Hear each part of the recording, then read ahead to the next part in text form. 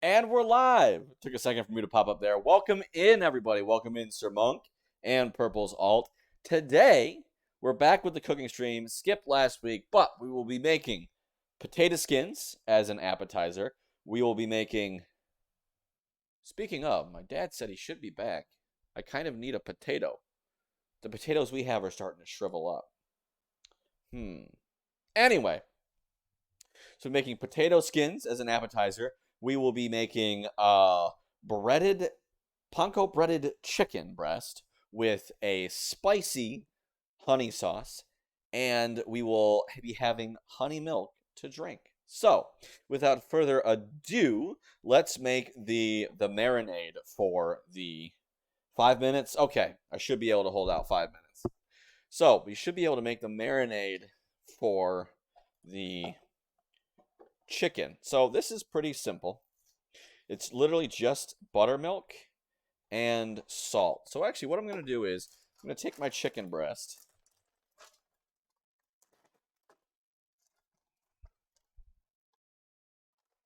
plop it onto my cutting board, and I always say this because it is super important. Make absolute sure that whenever you're touching raw meat, you always treat it like it's poison, because it kind of is, you know. It has a potential to harbor bacteria that can produce, or that it itself can hurt you or produce harmful chemicals. So you don't want that. So what we're going to do is we're going to take the skin off, which there is none. Take any bones off, which there are none. This is already a fillet. We're going to put that in our container. And then we're going to wash our hands. You never want to cross-contaminate anything. You don't want to use the tooth, you don't want to touch raw meat with your hands and then touch something that won't get cooked with your hands. You don't want to use your raw meat cutting board and then use it for fresh vegetables or anything like that. I mean, you really don't even want to do it for vegetables that you're going to cook. You want to keep everything separate. So what we're going to do is we're going to take this. Oh, I'm hooked. My cord's hooked. Oh, shoot. Probably want to see that, don't we? So we're going to take this. We're going to put it in the sink. So that's out of our way. We'll wash that off, and then we'll use it again on the second try. Of course, if you are new here, we always do the recipe, or we almost always do the recipe twice. So that way, if you show up in the middle of the first time, you will have time to set up and follow along. Because I do like to make it so that you can follow along. If you would like to follow along, you can do so in the Discord. So I'm using a high-topped container, and I'm not using a shallow thing, because it fits down in there real easy. So we just want to cover it. I don't want to waste buttermilk. Just want to cover it. Come here, you. So we're going to add buttermilk. Like I said, we just want to pour enough in there to cover it all up. Boom. So that's not a lot. We're going to add a dash of salt.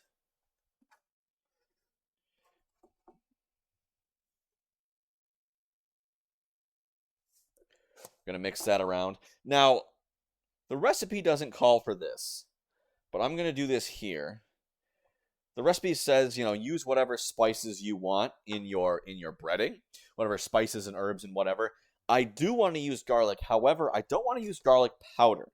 Now, if you're going to be putting it in the breading, you probably want to use garlic powder just to make sure it spreads around evenly. But I want to use fresh garlic. So what I'm going to be doing is pressing some garlic into the marinade and letting it marinate in there. If I can find myself an actual clove that I can peel off. Come on. Oh, we find one. Two, just one. Just one. Okay. We'll take that. We'll put that off to the side. And the reason we're doing this, we're not going to finish the chicken first, but we're doing this because we want it to soak for the longest time possible. So, of course, when you're when you're peeling your garlic, make sure you can get as many of the dry layers as off as possible because that'll just get in your way. So we got this nice waxy. Come on, come on. Why is it focusing over here, over there? I got a new camera. It's got an autofocus, supposedly. But yeah, so you got this nice waxy looking stuff. Now I'm telling it to focus there. So yeah, all the dry crud is going. My phone does not have an autofocus on it, so that'll be fine. So we put that in there, and then we can just press that in. Bada bing, bada boom.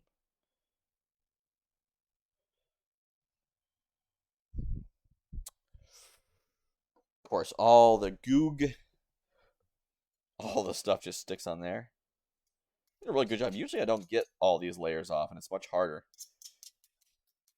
I'm proud of myself. Because, yeah, you'll get dry stuff that won't get pressed through.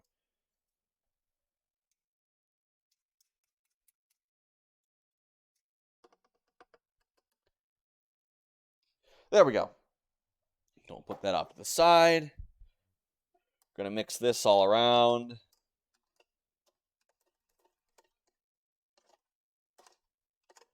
So that's the garlic, the salt, and the buttermilk in there.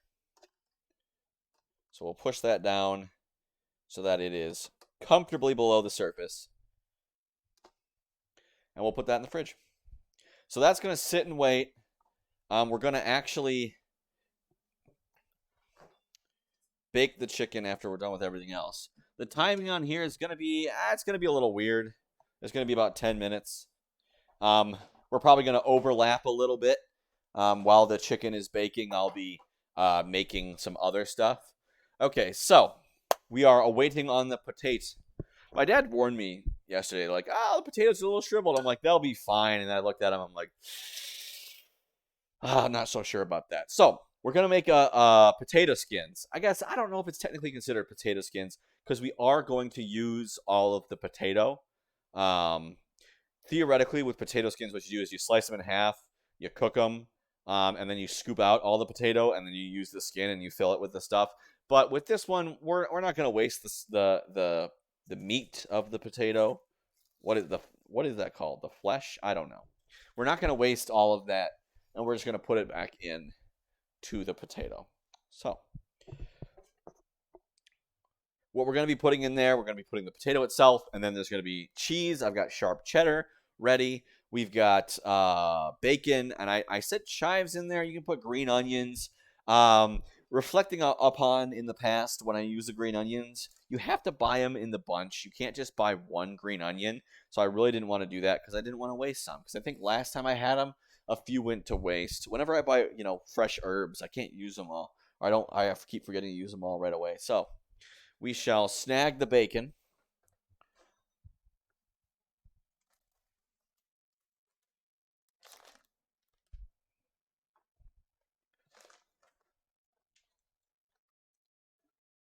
I think the potatoes are coming. All right. We got the potatoes. Okay, never mind. We don't have to wait. So hold up while let me get a medium potato. A couple medium potatoes. So yeah, I mean, we're not doing anything big. This is just the appetizer. So we'll put this off to the side and hold up. I'm gonna go wash these babies off.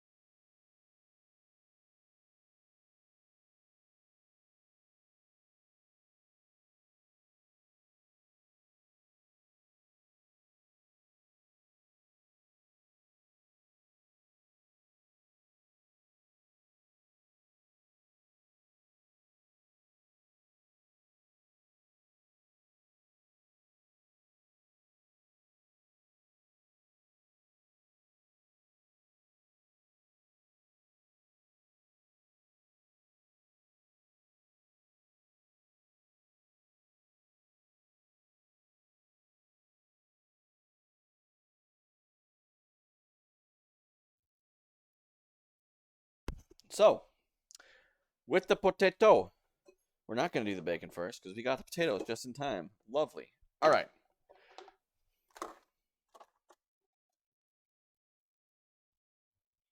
Actually, oh well. So let's chop the potato up. So I was going to bake the potato in the oven.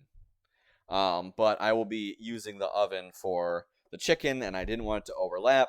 And it's an easy way to do it with the microwave. And I want to make this so y'all can follow along at home too. So if you want to use the microwave, knock yourself out. So first thing you do, you poke a bunch of holes in it with a fork. And I do believe I've never not done this, but I do believe what this does is it prevents the thing from heating up from the inside, and the skin just kind of holds the pressure until the skin can't hold the pressure no more, and then it goes kaboom.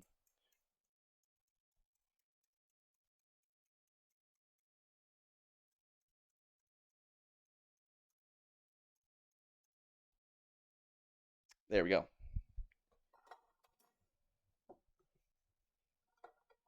So then what we're going to do is we're going to open up the old microwave, and then we do have a lookup table here. It says cook.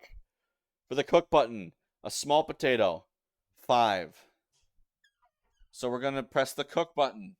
Number 5 for small potato. It's going to wait. It's going to say quantity 1. We'll say yes. That is indeed what we want. And that'll cook. So then we'll get to the bacon. So this is a thick cut bacon. You're definitely only going to need 1 slice of it. We're making only 1 potato's worth of skin. That's two bites, 2 pieces, whatever you want to call it. So we'll slice this in half so it better fits in our pan. And we'll pick her up.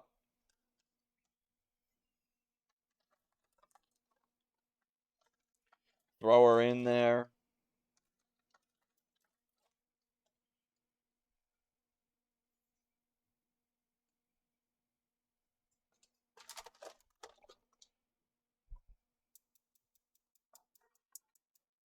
There we go. I'm going to start frying that.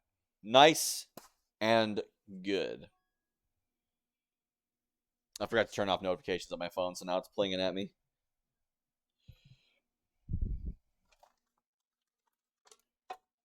All right, we can put the bacon back in there. 1.5 minutes left on the tater. So don't worry if it's not out like right immediately. Like if you don't have the bacon and stuff ready right as immediately comes out, we are going to toss it back in the microwave to help melt the cheese. So do keep that in mind. All right, put that back, and we'll grab a bowl. We're going to need that later. I have a feeling this cooking stream is going to involve some waiting. All right, it is. Okay. Because what it's looked like, we're going to cook the chicken at 425 degrees for about 15 minutes.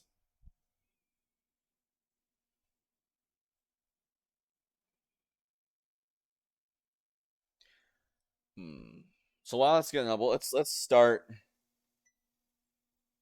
the bake at 425. All right, so that's going to start preheating. 425 degrees Fahrenheit. I don't know if that is in Celsius. I apologize. You've got the internet. You can look it up. So in other news, in response to the fact that I was dropped 44 subscriptions the other day, which again is bonkers, I currently have 57 concurrent subscribers. So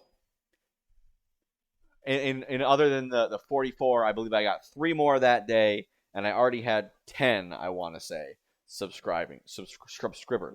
So yes.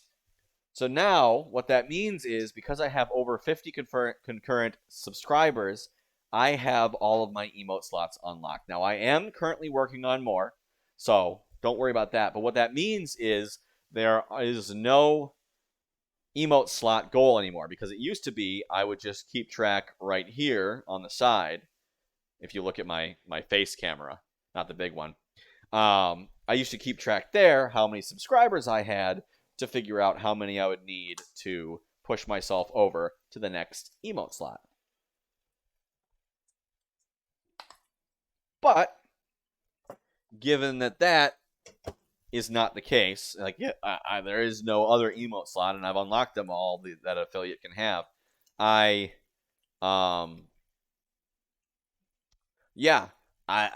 need a new sub goal. So what I did was I looked up how many lifetime subscriptions, like how many times someone has subscribed over the entirety of my affiliate ship on Twitch, and the answer was 167.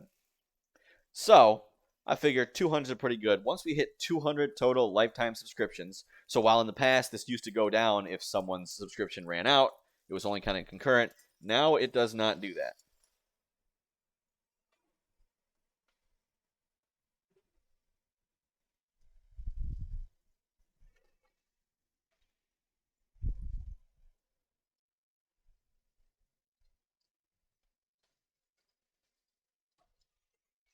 So yeah, once we hit 200, the goal is I will be playing Dead by Daylight Survivor with viewers, open lobby. I don't know if I'm going to pull the preferential treatment on subscribers. I probably will. Because it's like, not that I want to kick people out, but if you're a subscriber,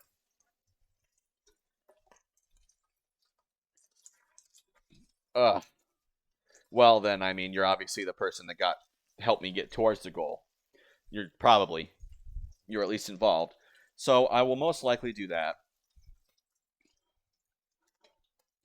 But yes, I will be playing Dead by Daylight. I'll start in the morning, probably 9 a.m., so after breakfast. And then I'll keep playing, then I'll take, a lunch break, but I'll come back and I'll play some more. And then I'll come back, or I'll eat, and then I'll play some more.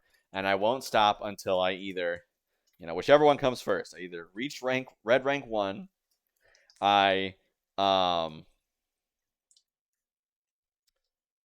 pass out from exhaustion, or I need to go to bed, or I cry, whichever one comes first.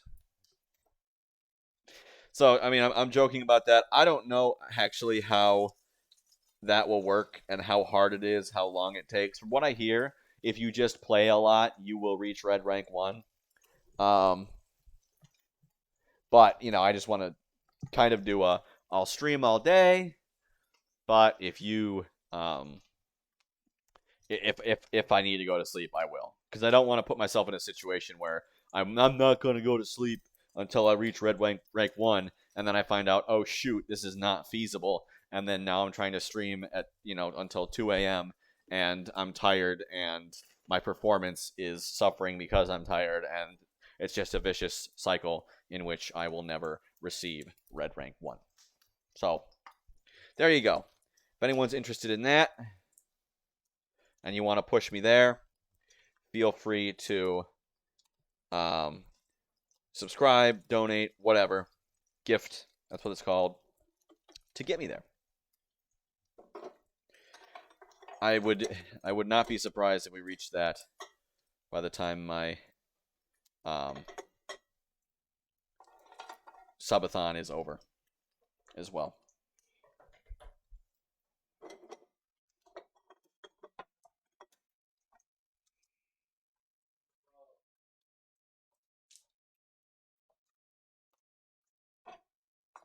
So what you want to do to make potato skins, you want to chop the hey Gamer Crow, welcome in. How you doing? But yeah, what you want to do is you want to chop the potatoes in half. Okay, good. We're on screen. Get a spoon.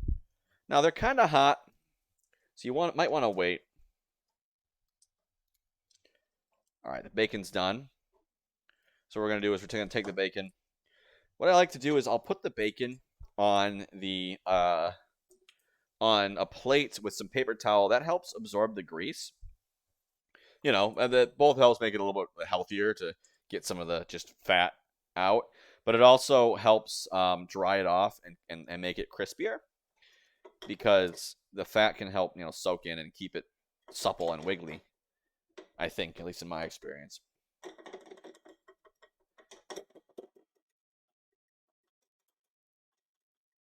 We'll pat that down. We'll let that cool off.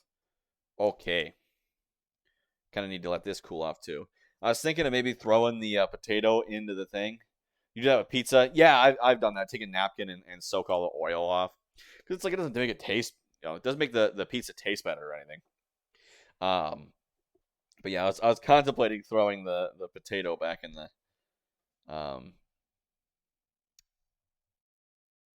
maybe I'll do that with one. I'll do that with mine. I'm not going to experiment on my dad's. But I was thinking of maybe putting the potato, throwing it in the pan, and frying it up there. But I won't go too crazy off the. And there goes the battle.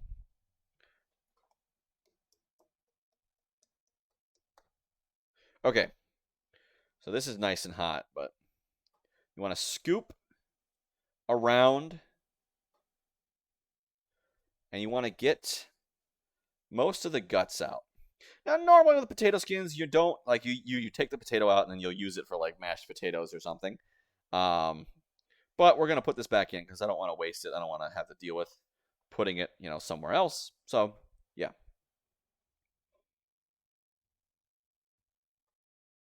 So we'll just chop this out, and I got a bowl, kind of off camera. It's really bright. You can't really see what's in it. Okay, so the oven's ready. That's cool.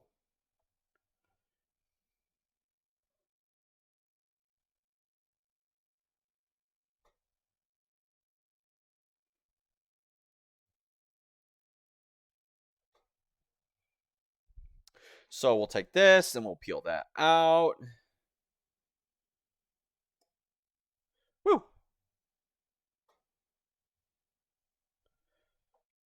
So what we're going to do is we'll take this and we'll take this bowl and we'll kind of mash up all the potato. Something burning. Something on the burner. Hope not. We'll mash up all the potatoes. We'll take the bacon. Make sure you don't burn yourself, of course. I have yet to, knock on wood, I have yet to burn myself or cut myself on stream.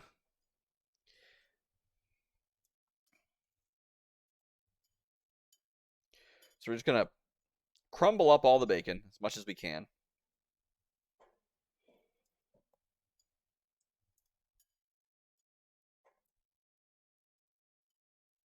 Crumble all those guys up, and then we'll kind of mix that around, mash it all up, get it all in there, and then we'll take our cheese. Let me grab that real quick.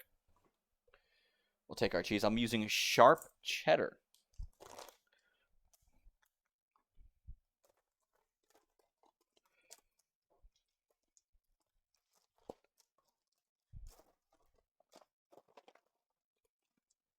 And we'll sprinkle that in there. A nice, generous helping of sharp cheddar.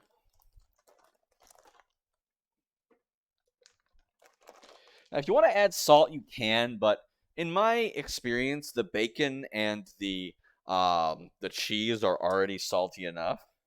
So we'll mix that around. You want to get a nice, even mixture. This big potato chunk, we want to break that up. Just mix all this around. Mix all this around. And we're going to set this off to the side because now that the oven's preheated, I want to get that chicken into the oven as soon as we can. So it's been marinating. If you want to get more of a marinade in, you can do that. You can let it sit overnight or whatever. You don't need to keep it, from what I understand in my experience. You don't need to marinate it a whole lot of time. So, as the longtime viewers of the channel may know, the first recipe I make goes to my dad to try. So, since my father is gluten-free, so are So is the first recipe. So we'll put some gluten-free flour in a bowl. This is going to be the breading for our chicken. So we're not making a lot. Normally you'd want to make a whole heck of a lot. I don't know the proportions here. I'm just kind of eyeballing it, full disclosure. Ugh, I love an apron. I can just wipe everything off, throw the apron in the wash afterwards. And we're going to get panko. Here's gluten-free panko. There was like some spicy sriracha panko or something. Didn't know sriracha was Japanese. Okay. All right, so we got the panko. And we're just going to spin that around. Now, any herbs and seasoning you want. I'll put some more panko in there. Any herbs and seasoning you want, also add it. I've got parsley, oregano, and Cajun spice. So let's put some Cajun in there. Doop. Some oregano. And some parsley. Oh, parsley's new. Ta-da! And we'll mix that around.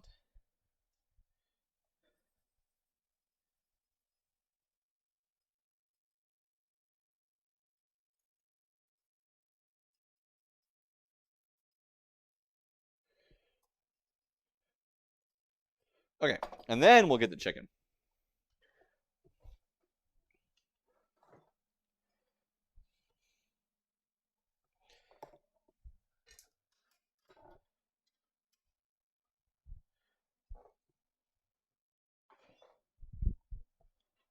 All right, to avoid touching the raw chicken with my hands, I'm going to use this fork. So we'll pick the chicken up, let it drip a little bit, and then we'll just dunk it in this panko mixture. And we'll just roll it over a few times, get it nice and covered. Put the mixture back, put the marinade back. We'll use that again for the next serving.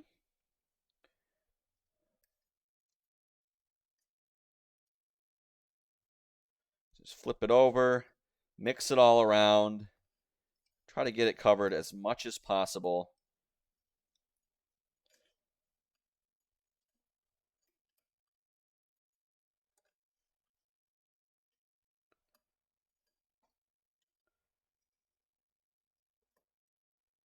There we go. That's nice and crispy. So we're going to take this baking sheet that I've put everything else on.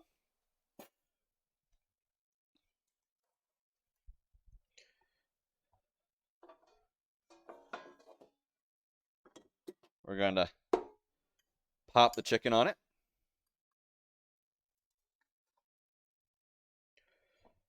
Sprinkle the rest on top just to make sure.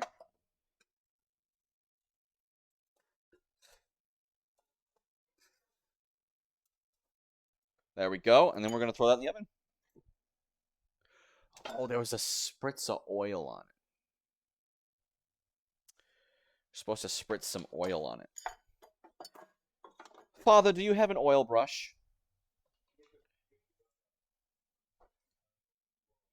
Okay, you have a pastry brush? Nice.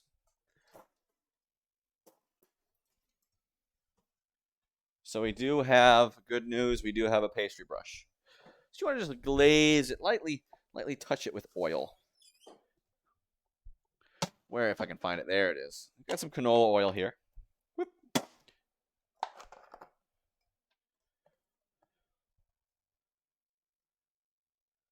me just pour a little bit in the bowl here we're using for our crumb breading mixture. And we'll dip it in there and we'll lightly brush it on. Just ever so gently. Dab, dab, dab, dab. Flip it over.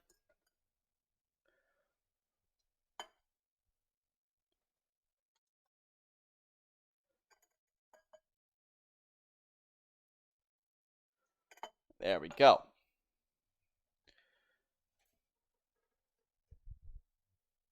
Oh boy. So that's probably going to go in for 15 minutes.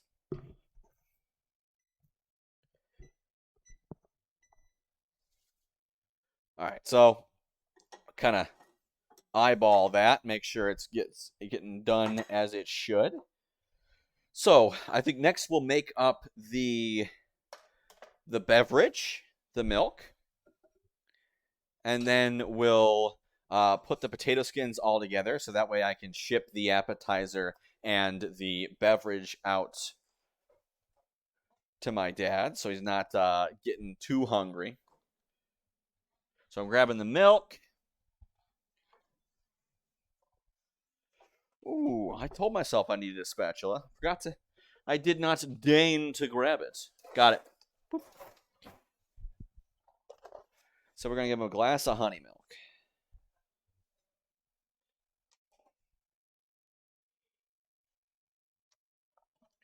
So we got this 2-cup cup. Not going to fill it up all the way. Put the cap back on. Put the milk on the floor. Move this over. Pour this in to the pan. And what we're going to do, we're going to put this on the lowest heat possible. Now, the thing is, if you try to stir honey in to a cold liquid, due to honey's property, viscosity, it will become very viscous, almost potentially solid, if you pour it into a cold liquid, depending on how cold it is and how much of it there is. So, it won't mix in.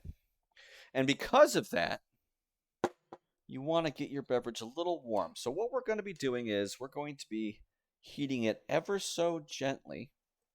So I have the burner on the lowest setting. I might want to turn it up a little bit. Those flames don't even look like they're coming out. The lowest setting. We're just going to gently stir the milk in.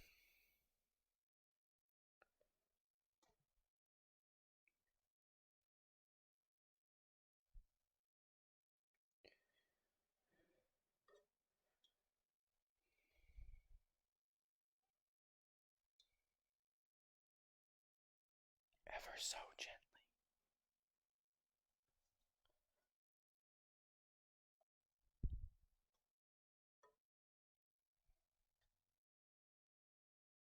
Still cool. Because we don't want to cook the milk. We just want to gently warm it.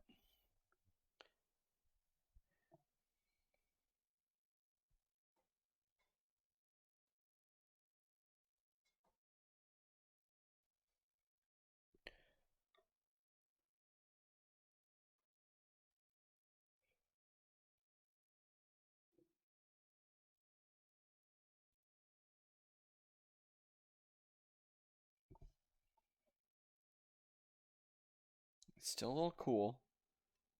Because the last thing we want is to pour this and then find out, oh, we have honey sitting on the bottom of the pan.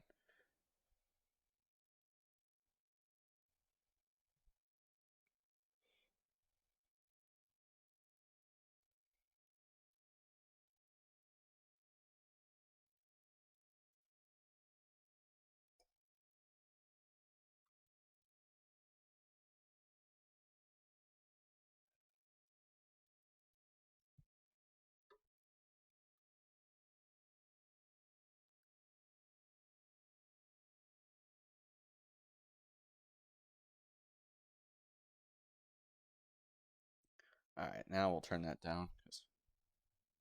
That's warming up. Yeah, we don't want to cook this milk. We want it to be nice and gentle. Stir it around. Stir it around town. So, that should be good.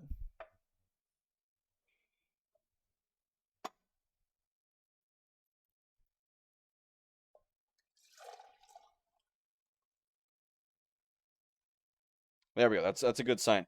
We see no honey residue in there. If we poured it out and then you see honey coming out like last, that means that it wasn't incorporated properly. So that's good.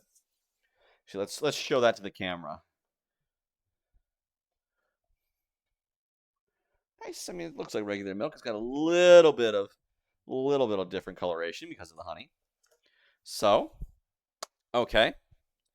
And then we're going to finish up the appetizer portion. We've got these two potato halves. And again, I've said this a couple times, but with potato skins, technically you're not supposed to use the potato itself. You're supposed to scoop the potato out and use it for something else. You don't want to put it back in. But I like to use it because it gives it a little bit more body, sure.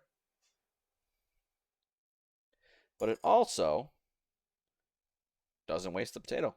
I don't have to deal with figuring it out later.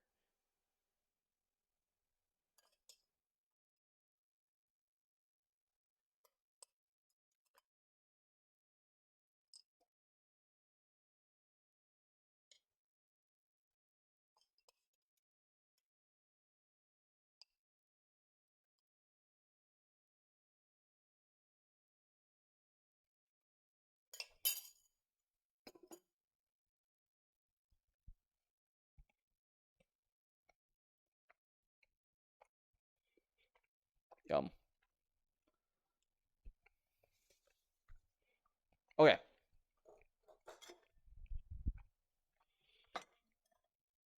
So we'll put these on a plate. And then we'll throw them in the microwave. Chef Mike. We'll just hit a little 30-second one.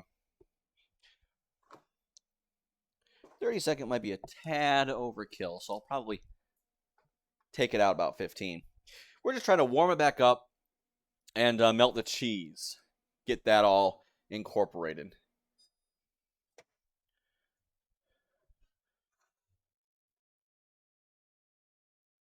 Yeah, the cheese hasn't completely melted and oozed down, but it is definitely liquid and a lot more malleable. So I think that's good. Yeah. Okay, so of course the finishing touch. What we'll do is we will add some sour cream.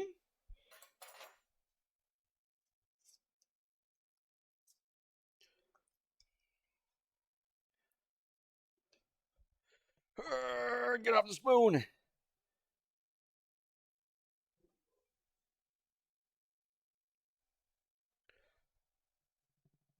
Come on there.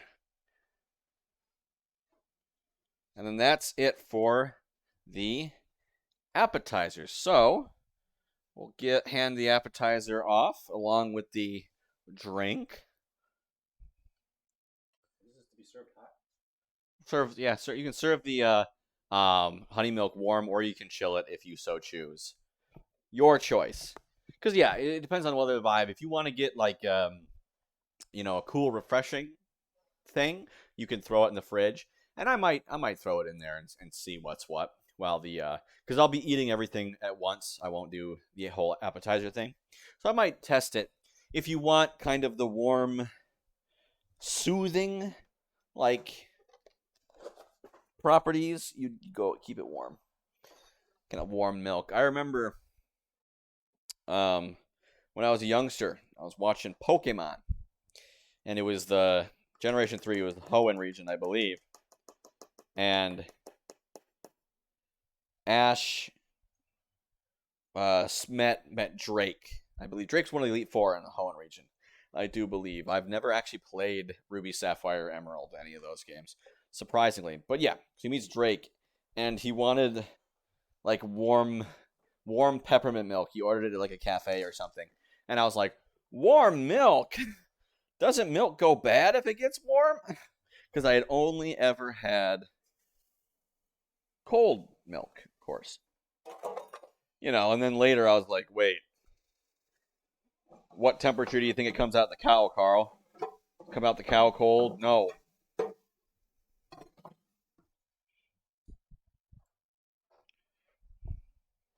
Okay. So we have 5 minutes left on the clock. At least. That's bacon in there.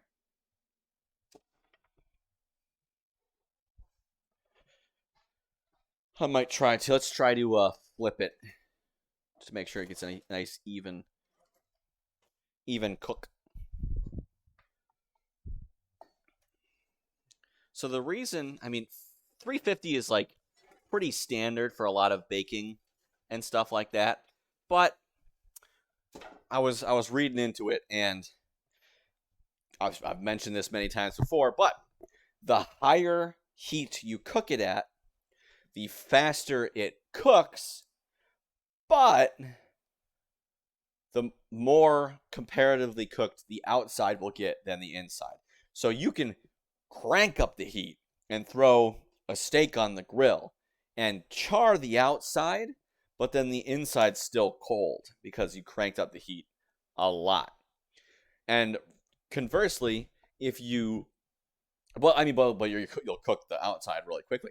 But conversely, if you cook it on low heat, it will take much longer. However, the heat will have time to penetrate and slowly cook the entire thing all the way through, which, of course, you want to make sure your stuff is cooked all the way through. Especially with chicken here, like you don't want a medium rare chicken. There's a high chance of like E. coli and crud. So you want to make sure it's cooked all the way through, and so that you don't get any nasty bugs. Hi, kitty. Hey, kitty. Kitty running by. Hey, buddy. Hey. He's like, what? You got something for me? No, I don't have anything right now. If I had a little bacon left over, I'd give it to him, but I don't think I do. All right, well, waiting for that. How about this? I'll do the in-between cleanup while that's finishing cooking. And then that way, when we're finished, that way I can just pull it out, show it to the camera, serve it, and then we can start on the next one. So, I will give y'all a word from our sponsor, and I will be right back.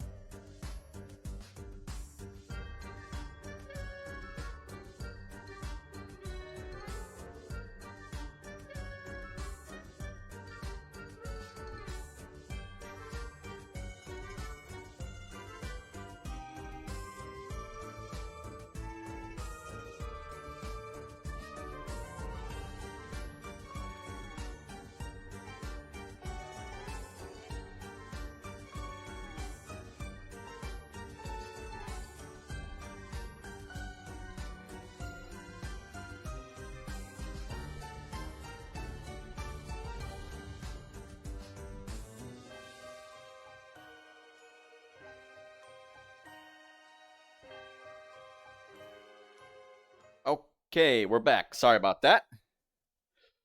For the extended absence, we're all cleaned up. Time to pull the chicken out. Looks pretty good. Looks good to me. What do you guys think? So we'll set that aside. And what we're going to need to do, we'll leave the oven on because no sense turning it off and then reheating it immediately. But we got to make the honey sauce. So this one, it says chili flakes and to boil chili flakes and to strain it. Truth be told, I don't want to mess with straining all that crud. But it also says to add hot sauce. So what we're going to do, we're going to add a bit of honey.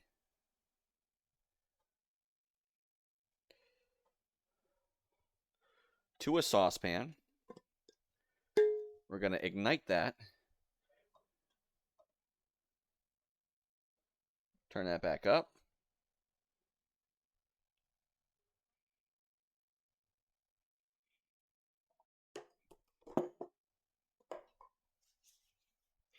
Get honey all over. Hey!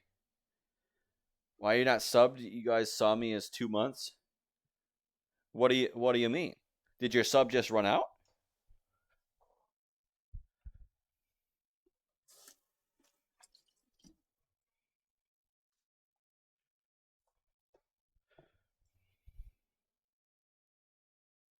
So let's see, Sir Monk previously subbed for 2 months, following since April 18th, which means that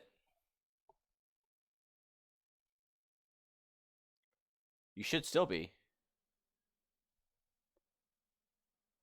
I thought you did. Because, yeah, you followed it April 18th, which was 1 month ago. So your 2 months can't been, right? I'm confused too. Like, if you go to your settings on Twitch, I don't know how to, oh shoot, how to access it on desktop. But if you go to your settings on Twitch, you should be able to find, like, subscriptions. And it should tell you about all your current and past subscriptions, I believe. Okay, so that's low. That's almost starting to boil. I'm getting distracted. I apologize. So then a little bit of hot sauce, or how much hot sauce do you want? A decent amount? You want, how spicy you want this, honeys?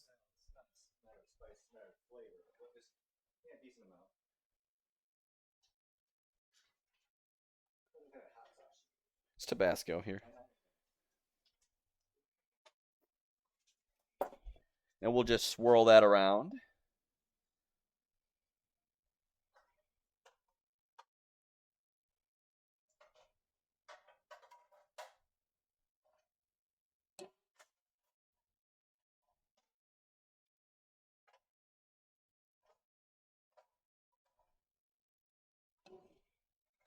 Turn the heat off. And we'll just drizzle that over the honey, or the chicken.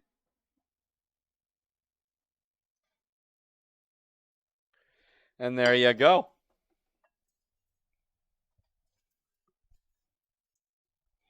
Ta-da! And we'll just immediately serve that so it's nice and crispy. There we go.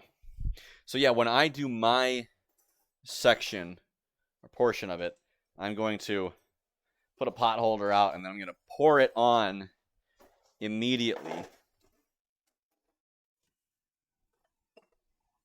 so that I can immediately eat it and it's nice and crunchy.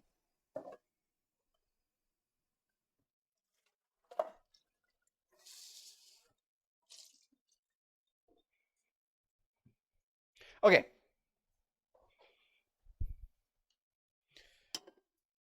Hey, Cyberdoodles, welcome in.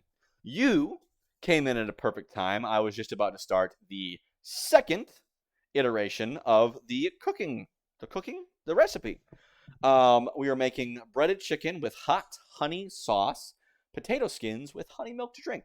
So, I love that emote, so cool. Without further ado, let us get started. So I have a mild confession to make. I did put the raw chicken, in the marinade already because I made it at the start. So for those of you that missed it, take a chicken breast. Sounds good. I hope it is too. Welcome in, Pokemon. So chicken breast. The marinade is, it's just buttermilk and salt. I personally added some garlic in there, a garlic clove. I pressed it in because the recipe calls for garlic powder in the breading. However, the breading is dry, of course, and I don't want to use garlic powder, so I used the garlic pressed into the marinade. Will that actually come through in the chicken? I'm not sure. My father just got his portion, his gluten-free portion just now, and if the past is any indication, he will most likely type in chat how he feels. So yes, what am I doing? We're making the potato. So I've already washed this potato. You want to take a medium-sized potato. It's a chef's kiss. Is it good? Cooked well? That's always nice.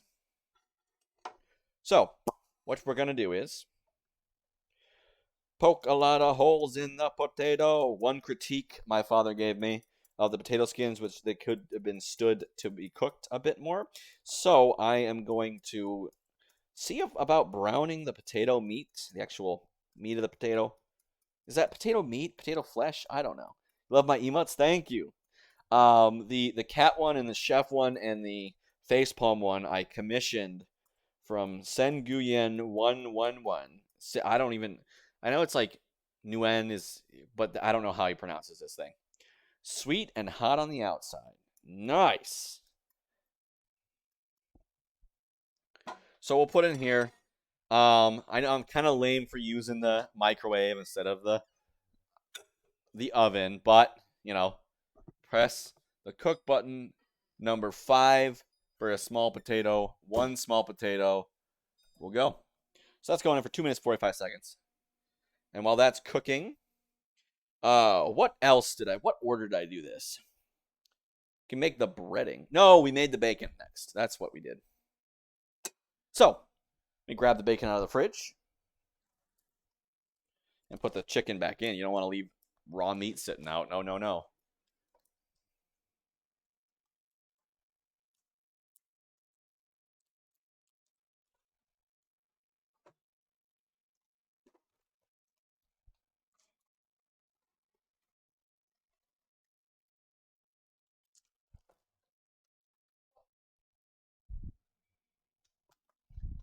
So we'll take our bacon. 1 thick cut slice will do you for a small potato here. I've said this a bajillion times, but I'll say it again. Usually, when you're making potato skins, you scoop out the potato stuff and you don't put it back in. But I do that because I don't want to have to deal with the potato scoop and making something else afterward. So we'll take this, we'll throw 1 in there.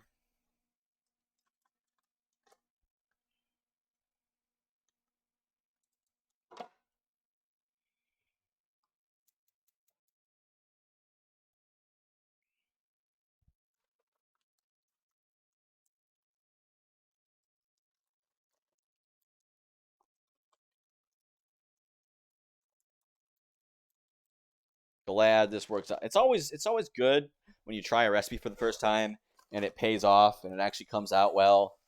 For the most part, I have been. I've had a pretty good track record on stream. I think of doing well with the things that I cook. I think the worst thing, the biggest fail, I think, was the salsa. I think the culprit was cilantro. It's very bitter to me and to my father as well. And it just had this awful aftertaste. We ended up throwing it out. We ate like half of it, and we just said sorry. We chucked it. Which the recipe swore you need the cilantro. It's very important. Well, it certainly did impart a lot of flavor to it. Tell you that. Tell you that much.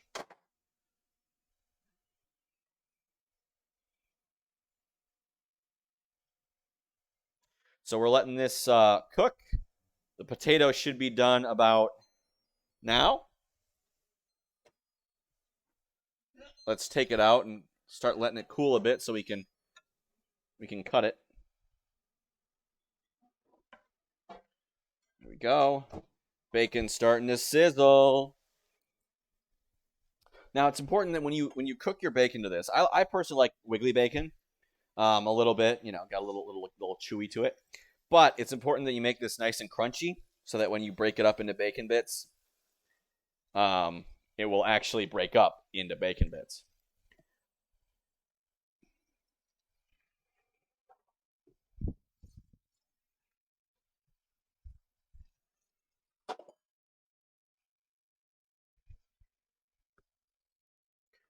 So we're going to cook this. The other stuff I'm putting in the potato skins are potato, of course, bacon, and sharp cheddar with sour cream on top.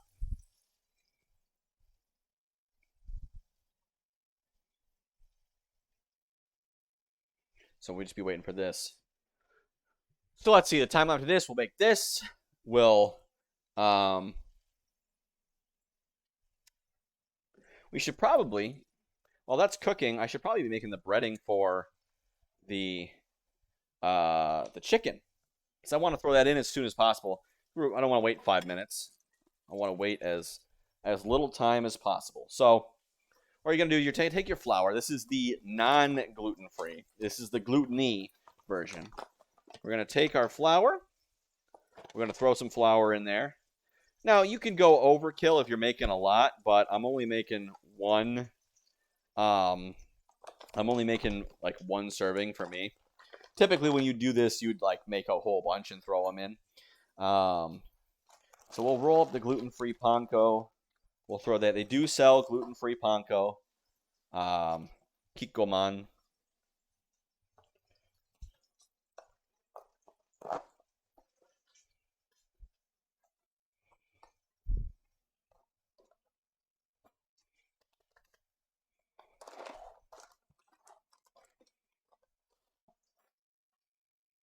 Cut there to open.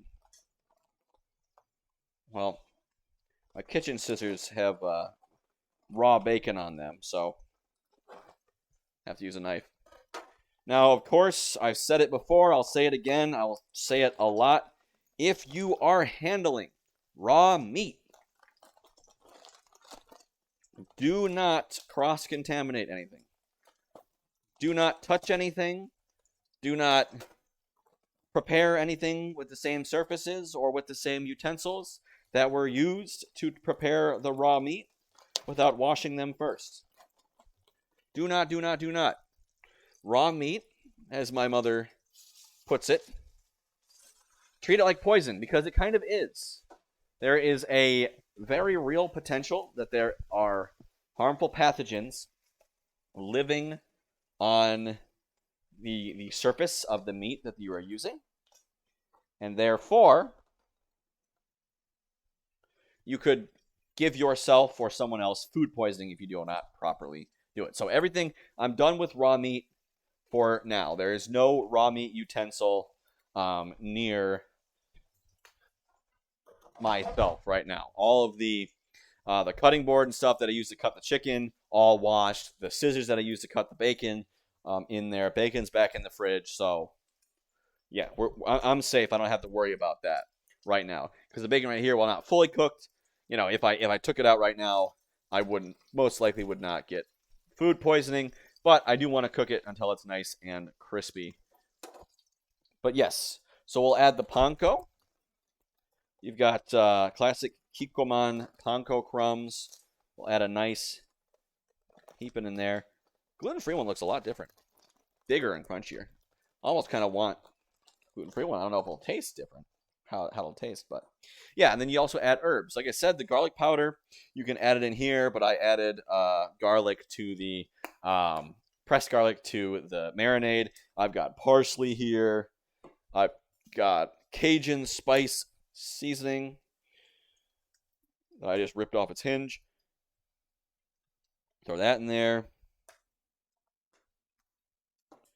I've got oregano. You can throw all these things. Basil, whatever. Whatever you want. It's America. It's a free country. Unless you're watching from somewhere that's other America, then I hope you're living in a free country. Just if the police try to stop you doing something, say your American friend said it was a free country. Don't actually do that. I am not responsible. Do not. Legally speaking. Oh, it was a joke? I am joking. I'm exerting my American right to free speech.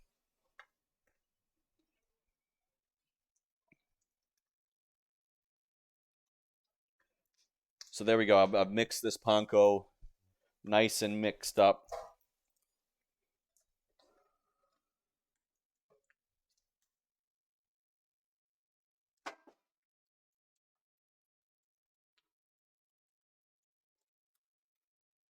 There we go. So the bacon should be pretty darn done.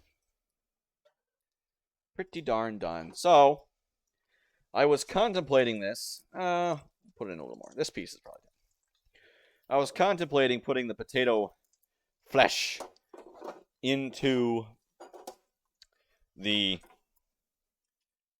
bacon pan. Ah, spit at me.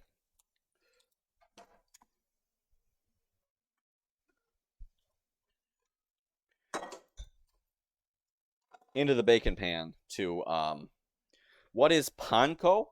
I'm not entirely sure. It's like your classic tempura breading. Whole wheat panko. Yeah, it's just breadcrumbs, basically. Fancy Japanese breadcrumbs. Tempura. My viewer suggested this recipe and specifically cited panko breading, so figured I might as well try it.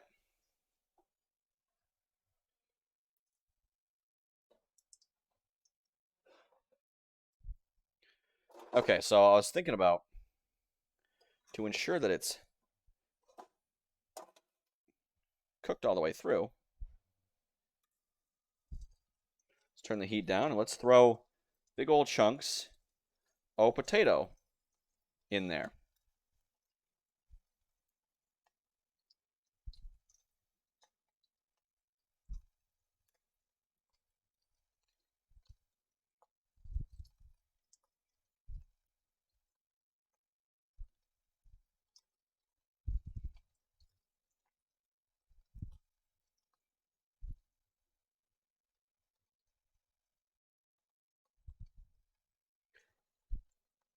So I have no idea if this is a good idea.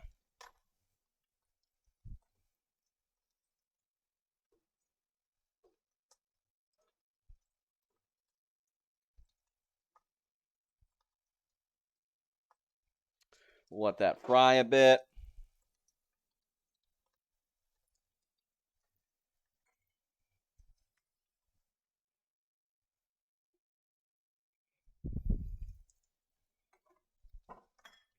Ooh, I'm running out of space, folks.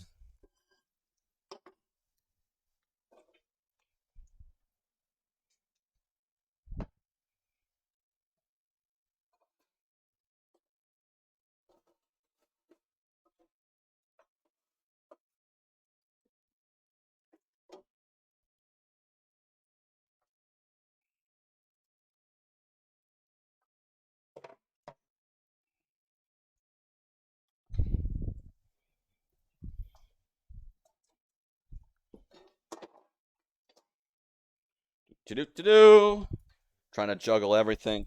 So you know you're a master chef. You're cooking 5 things at once.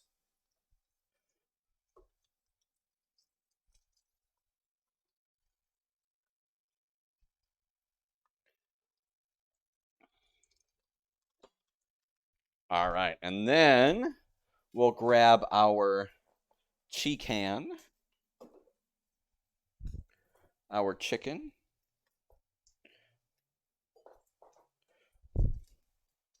We'll fish it out of the marinade.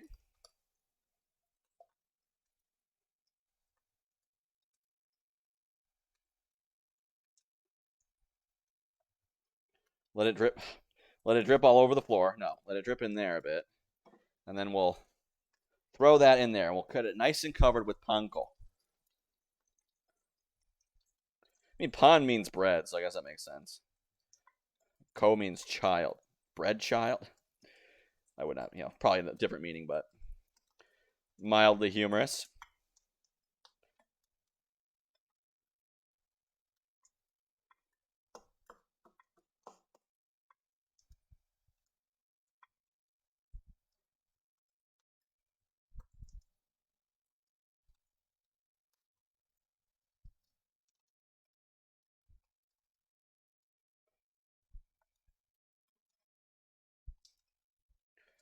All right.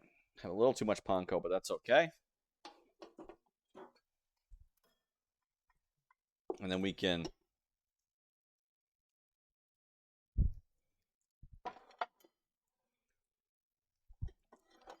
said I'm running out of space. Okay, we'll take our pastry brush. Put a little bit more canola in there. Take our pastry brush and we'll lightly, ever so lightly, glaze our chicken with some oil. Just kind of dab it on there.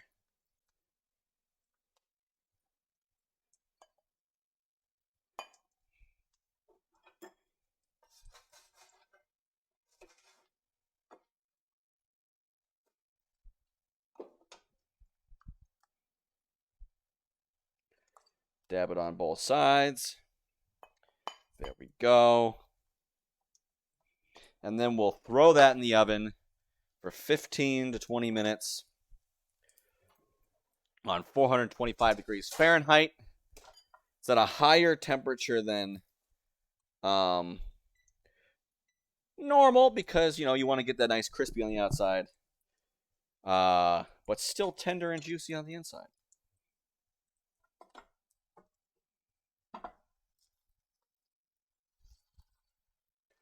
Well, that's done cooked. Tell that for sure. We'll throw that on the paper towel plate.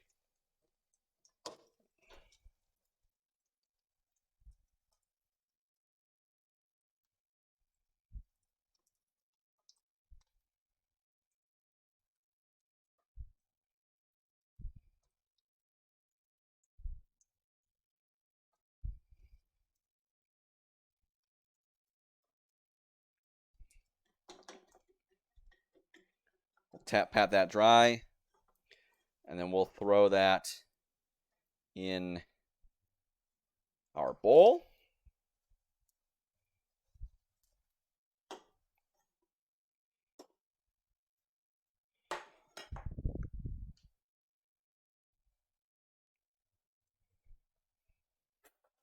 And then we'll use our fork to break this all up. So you want to crumble up all the bacon. Nice little bacon bits. Holy cow, I'm getting hungry. We're nearing the home stretch, Carl.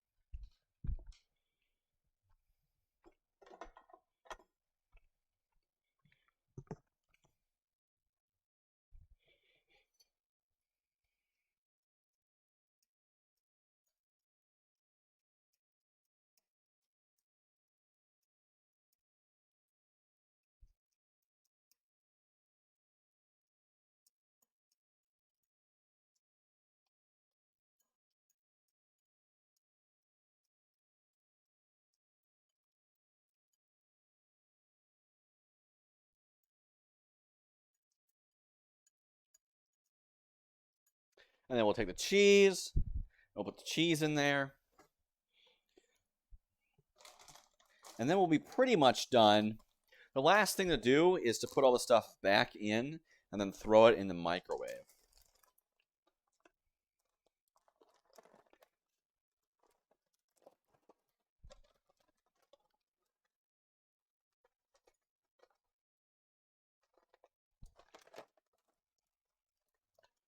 Could have probably stood to scrape out the potatoes a little bit more, but it should be fine. So, well, yeah, let's mix this up. So, a nice mix between the potato, the cheese, and the bacon. Want to make sure you chop up all the pieces as much as possible. Honestly, I would kind of want to almost blend this if it could. I mean, it's not enough to actually blend properly, but I kind of almost want to blend it, you know?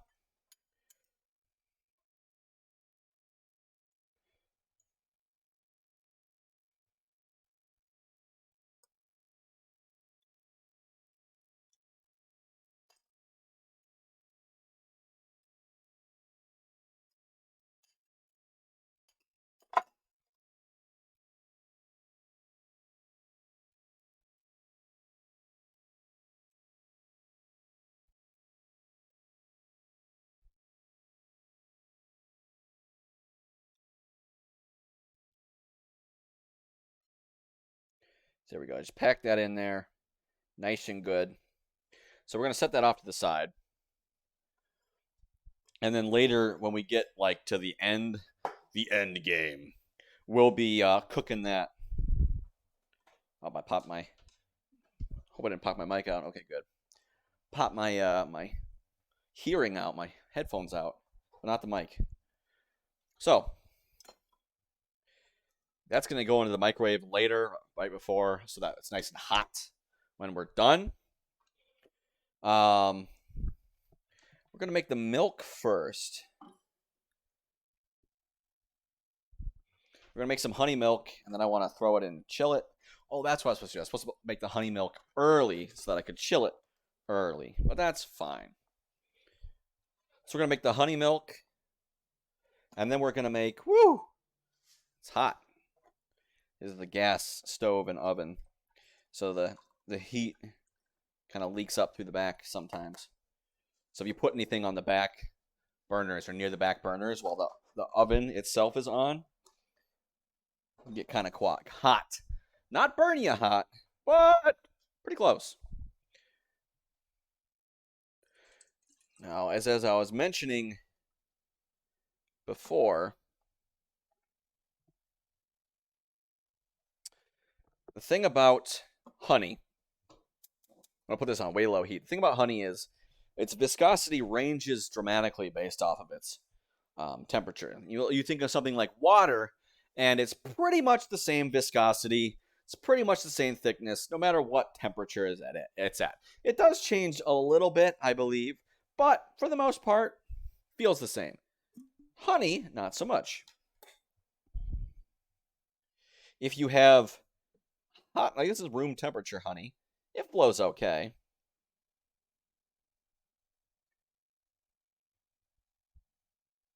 But you get it hot, it'll flow like water. If you get it cold, it'll flow like molasses. And the colder you get it, the more resistant to flow it'll be, the more viscous it will become. And therefore, it has a harder time integrating with and mixing with other liquids. So, if you want to mix honey into your milk, and you just pour the honey straight into your milk while it is cold, it'll kind of freeze and then drop to the bottom and then stick on the bottom. Even if you stir it up, it won't want to break up and incorporate. So if you want to incorporate it, you kind of have to heat it up, which is what we're doing here. We'll just get it warm. You don't need to be super hot. You just need to get it warm. Then we'll pour it in the glass, and then we'll, again, we won't be hot, so it won't be like temperature shock or anything. But then we'll put the glass in the fridge. Again, you don't want to get something super hot and then put it in the fridge. It might shatter. But if you warm something up, get a glass, put it in the fridge. Should be fine. Kind of fascinating how glass shatters. You think of glass as being very fragile, and it is, but it's actually extremely hard. Extremely hard to scratch glass. And the reason why it's so fragile is because while it is very hard, it's very brittle. So it is difficult than, say, talc or chalk, rather. So you can scratch chalk easily. But chalk can kind of scratch without shattering. Glass has a harder time because glass generally is while it's very hard, it's very brittle. So what happens is once you get one imperfection, it kind of breaks, and that shock wave, like it's like doesn't yield, doesn't yield, doesn't yield, doesn't yield, doesn't yield, and then all of a sudden when you break it, all that energy is built up and it breaks, and then the shock wave just propagates through the material. Whereas if you take something that's like bendy, you might be able to bend it or scratch it or whatever relatively easily, but it might be harder to break completely because you need to continually break it. You can't just find a weak point. That's why people can sing glasses apart, because if the glass was perfect, you couldn't, but because it has small imperfections, what that does is you can vibrate a glass with your voice, and that's kind of rocks those imperfections until it's big enough to boom. It's also interesting how fast glass cracks propagate, because signals can only propagate through a substance at the speed of sound in that substance. It's kind of the definition. Like if I want to yell at someone and I'm using the air as the medium of communication, it travels at the speed of sound because I say something and it creates a shock wave in the air, a vibration in the air, and then it travels the speed of sound through air and then goes to them. But the speed of sound in glass is so much higher. It's so much easier for vibrations and stuff to travel through glass. So if you take a really long piece of glass and you break it, the glass, the shards will, or the break will propagate through the glass at like many times the speed of sound in air. I've seen a video from the slow-mo guys. They did that where they took like a 8-foot long sheet of glass and they broke one end and saw how fast it went. Pew! Cool stuff. Cool stuff.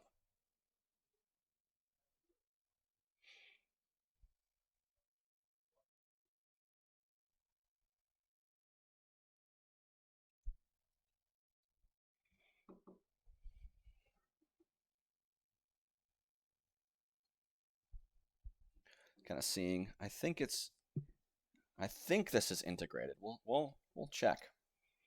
Let's pour this. So what we're looking for is it pours in and there's no honey residue. Okay, good. So yeah, you want no honey residue.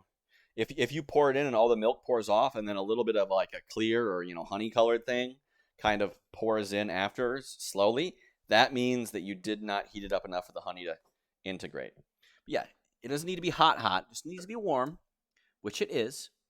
So now we'll put that in the fridge. I want to cool it down. My dad got some warm stuff. He said it was fine. If you want to go, from experience, if you want to go for something that's more soothing, keep it warm. But if you want to go for something that's more refreshing, keep it cold. What's the difference between the two? I don't know. I just do. I know there's a difference.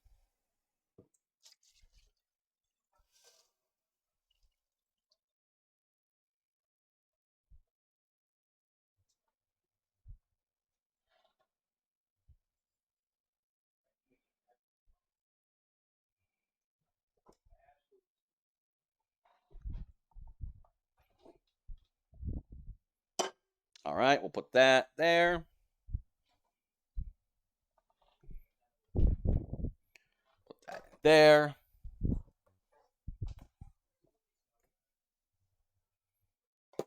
Okay. So, next up, final thing to make is the honey sauce. So the last thing we're gonna do, we're gonna make the honey sauce. We're gonna heat up the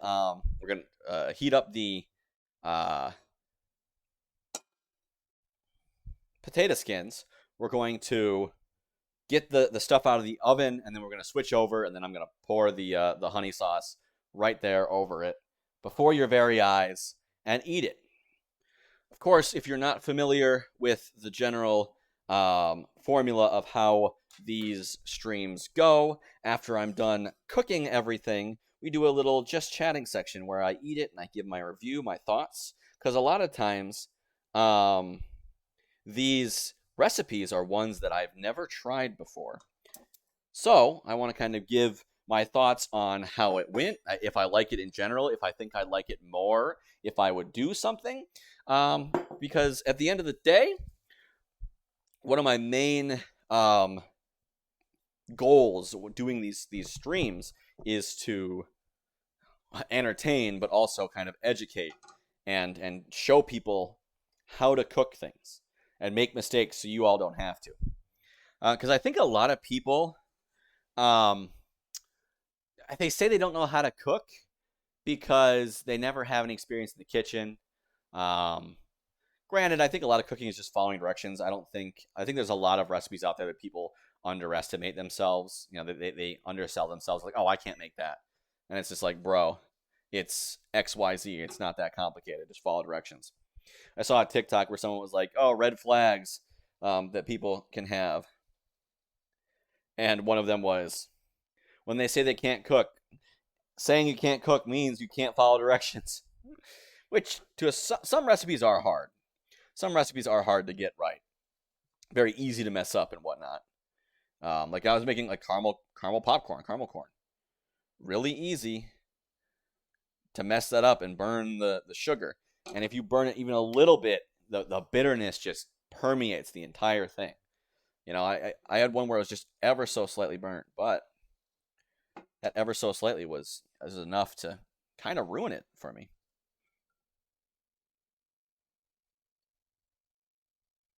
There's a little honey crystal in there. I want to mix that up. So yeah, with this, you're just heating up the honey so you can mix it up. There we go. Timer off. Oven off. Okay. Moment of truth, folks.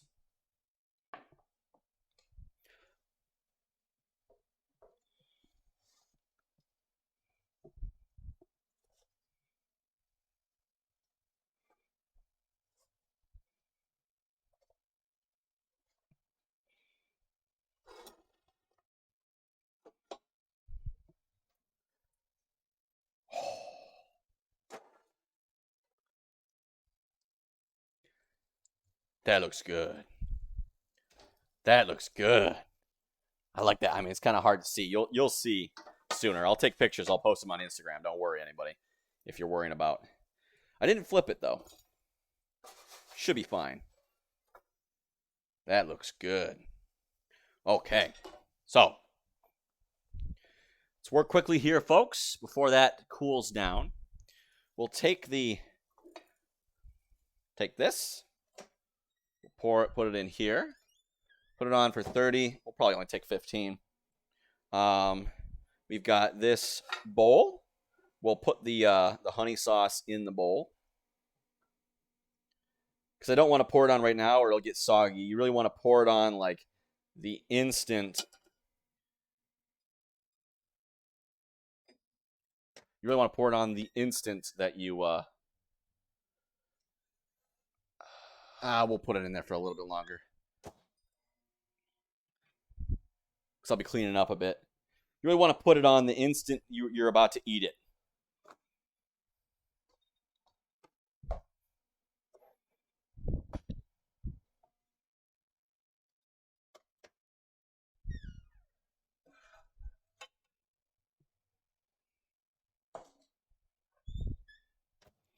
Okay.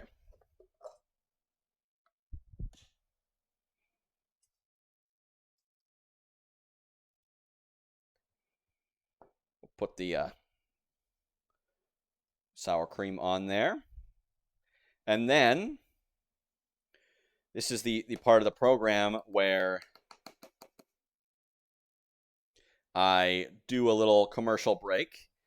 And then when we come back, I will be in my Just Chatting scene, and then we will chat about it, and then I'll tell you what I think.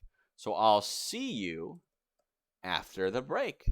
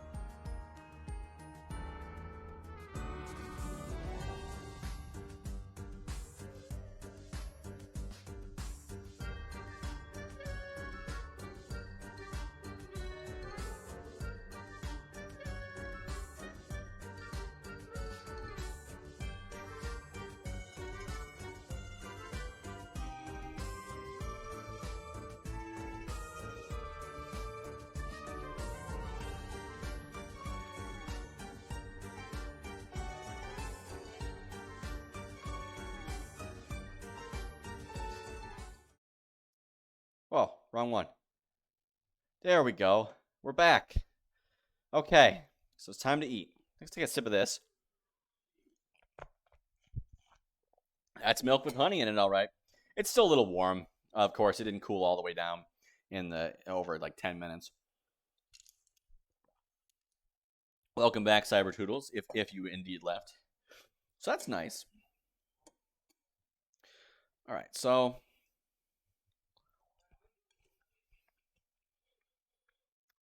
I did fry the potato in, with the bacon grease.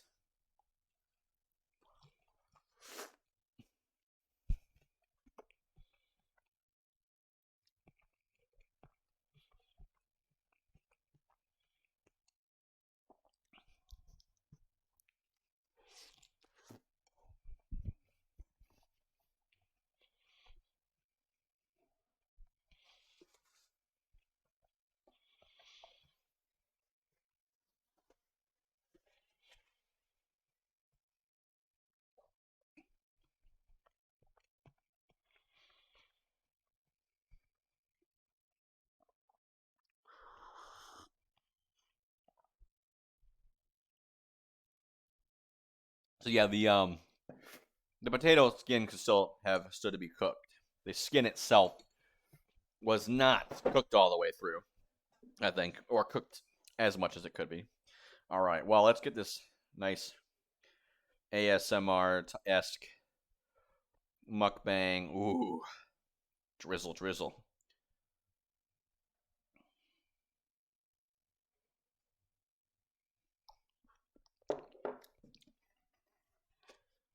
I didn't put as much hot sauce in this one. I'm not a huge fan of spice, but got a nice little flavor to it.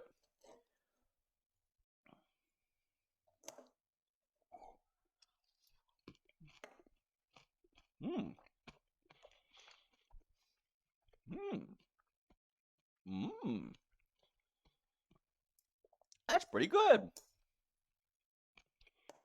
Kind of feels like something I might get in a restaurant.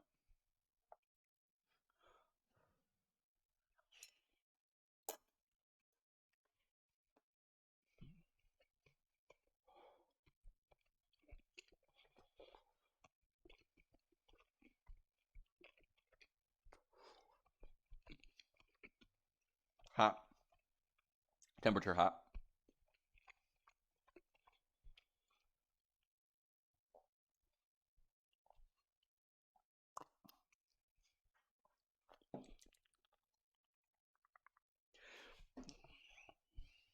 Yeah, I like it. I like it a lot. The breading, it's kind of peeling off, but it's stuck pretty well. That's sometimes a problem you have when you're trying to bread and fry stuff. The breading like just slips right off when you're done. It doesn't adhere to the surface.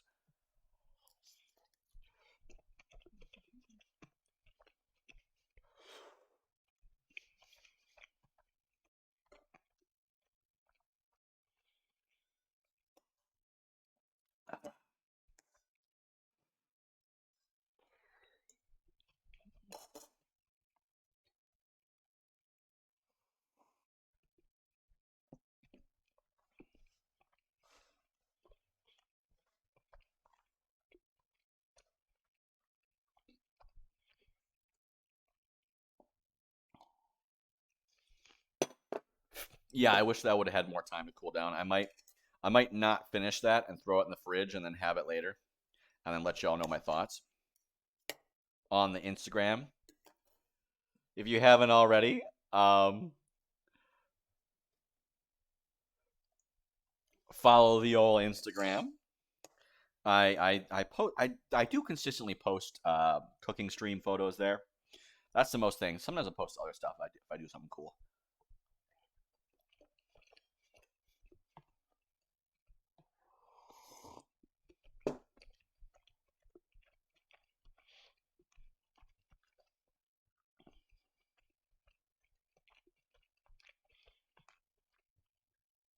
But yeah, I want this to be cold. I want this to be cool. Kind of like the cold drink with the hot meal.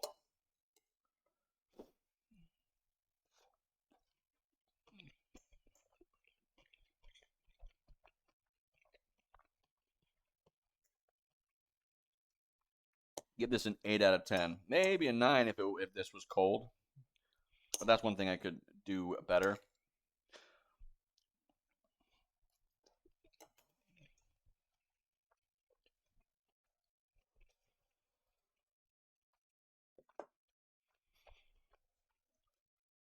Let's finish it out with the last potato skin.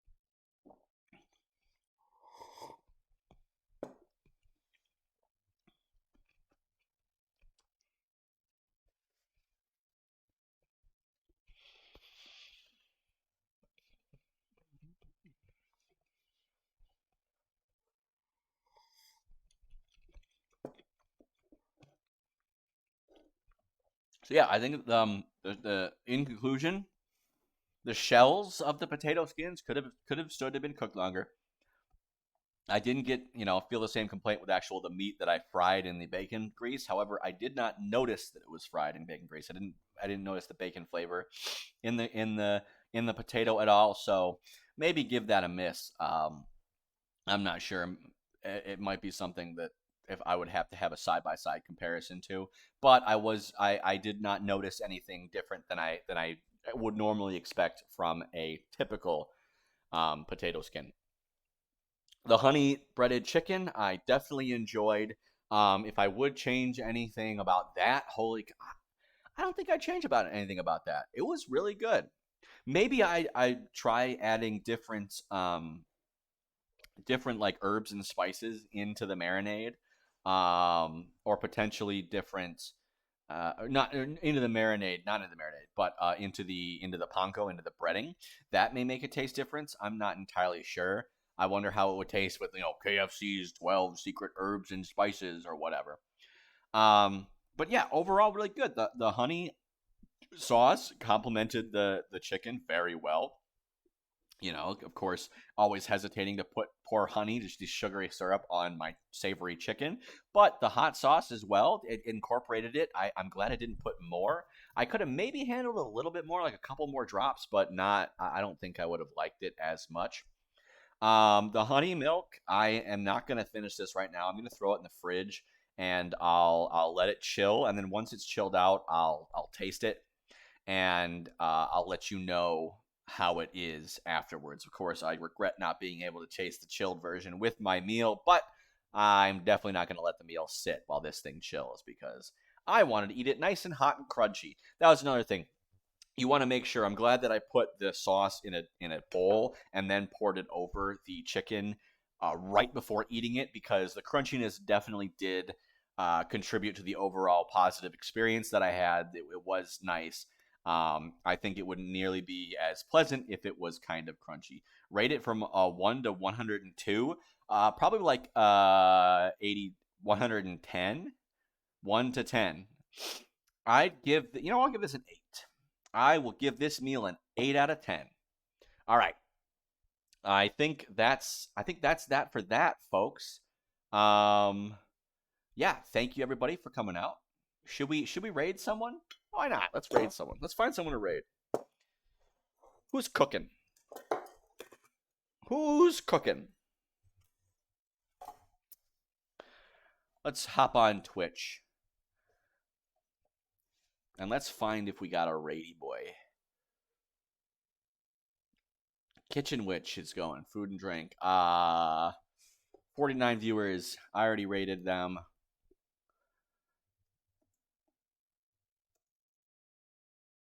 Sorry.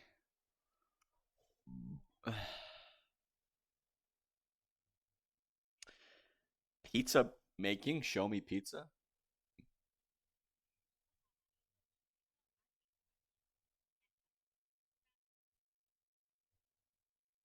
Okay, this is not an actual person. Ba, ba, ba, ba. Bacon and hamburger going moldy. No.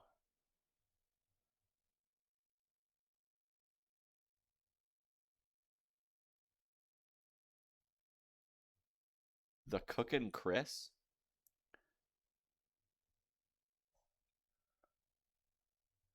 This guy is giving me real me vibes. He's got a red towel, red shirt, and red hat.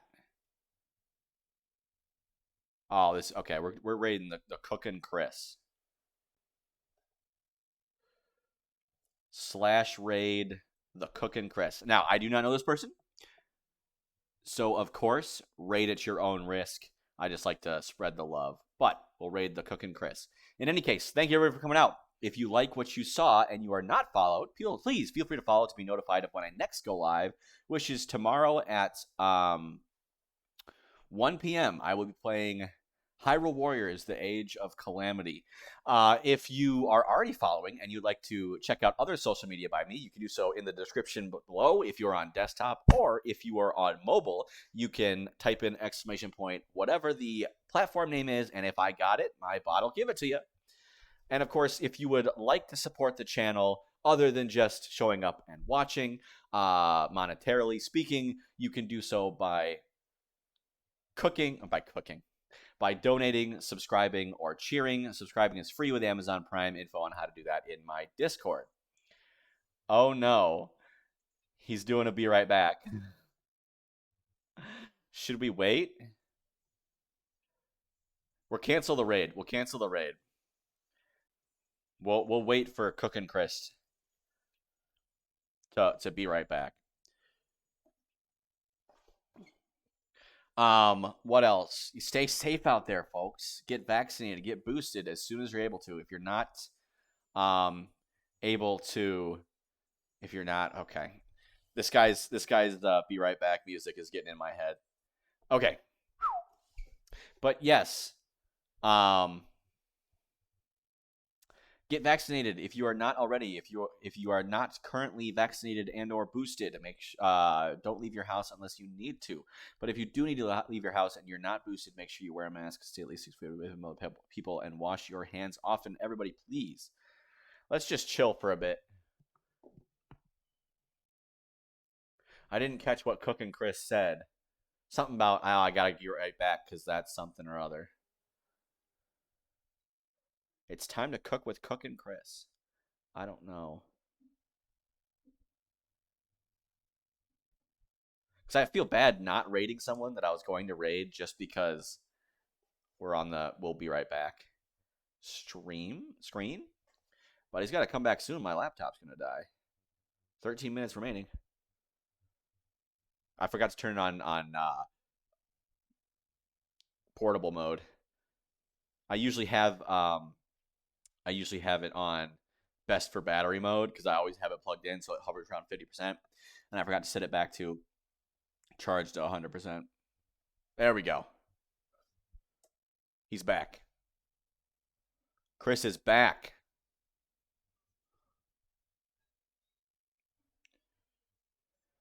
All right, everybody.